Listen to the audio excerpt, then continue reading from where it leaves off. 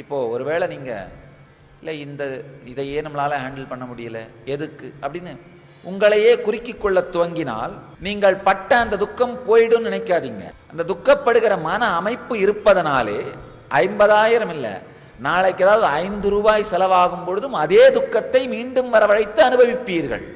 இங்கு துக்கம் அந்த இழப்பை சார்ந்தது அல்ல, மனத்தை சார்ந்தது. இதுதான் தமோகுணம். இன்னொரு குணம், இன்னொரு மன அமைப்பு.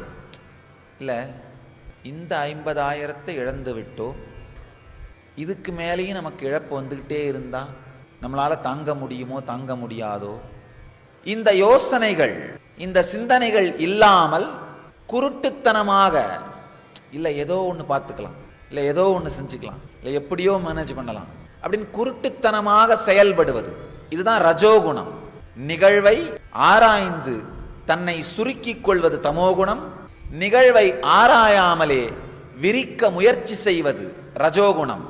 நிகழ்வை ஆராயாமலேயே அகலக்கால் வைத்துக் கொண்டே செல்வது, இது ரஜோகுணம். மூன்றாவது, நிகழ்வை ஆராய்ந்து அதற்கு தக்க மனநிலையையும் ஏற்படுத்தி கொண்டு செயலுக்குள் நுழைதல், இதைத்தான் சத்வகுணம்னு சொல்றோம்.